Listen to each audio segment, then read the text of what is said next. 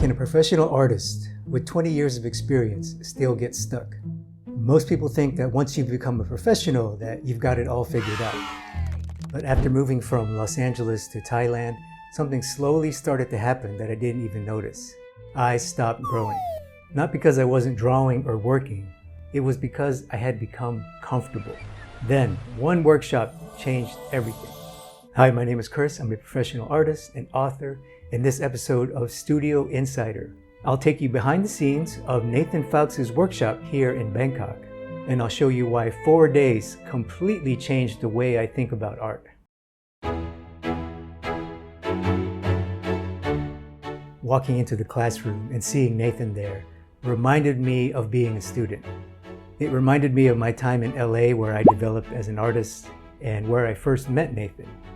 Nathan was the first color and painting teacher I had many years ago. So just seeing him in person again, talking with him one-on-one, brought back so many memories. And more importantly, the feeling of the LA art scene, the LA atelier system as I call it. Nathan's lecture was outstanding, obviously, but what I enjoyed the most was watching how the students reacted. Seeing their eyes light up when they flipped through Nathan's real sketchbooks in their hands. Hearing all the oohs and ahs when their minds were expanded by all the beautiful new information. This is exactly how I felt many years ago. I expected to learn color, composition, and of course, Nathan's famous painting techniques. But instead, Nathan kept emphasizing something else over and over again, and that is emotion. And this surprised me. When you think about Nathan Fowkes or great landscape painting, you think about incredible color and incredible technique. But what he cared about the most was how he made people feel. And this completely changed the way I look at my own work. Before, I would think to myself, does his drawing look correct? But after the workshop, I started asking myself, how does this drawing make people feel? And that question changed everything. By the way, if you're enjoying what seeing life is like as a working artist here in Thailand, I send out a Studio Insider email every week. It's where I share these experiences and lessons and things I can't post on YouTube. My weekly newsletter is free, and you can find that information in the description below.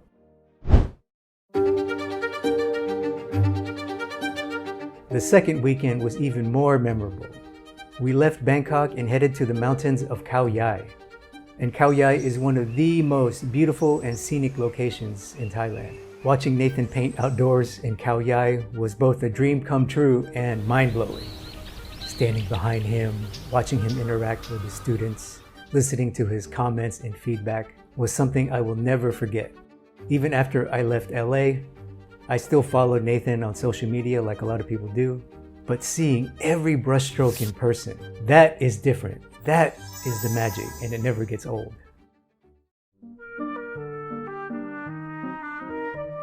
Before Nathan's workshop, I had become obsessed with academic drawing, with rendering, with form and lighting. I was very hyper-focused on drawing and values. But Nathan said something incredibly simple, and as a draftsman, a lifelong drawing practitioner, it really hit me.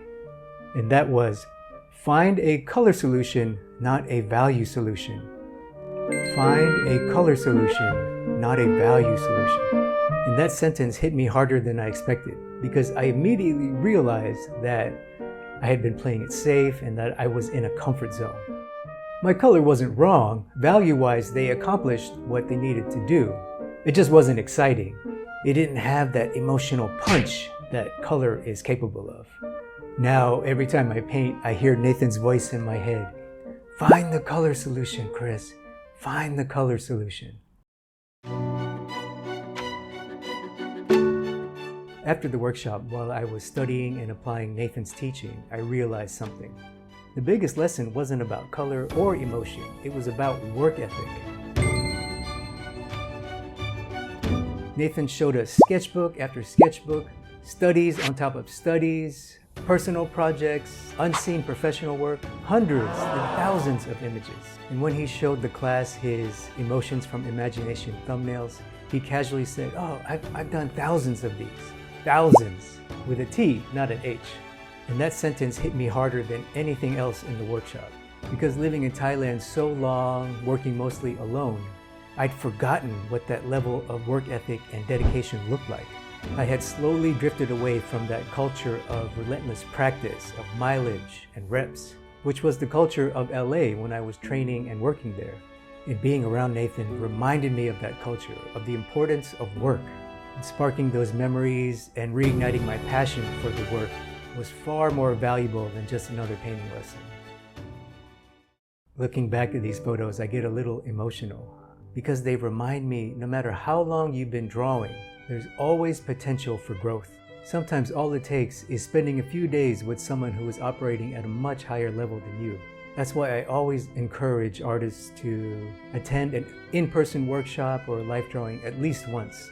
And not only to learn techniques or information, but to rediscover why you make art in the first place.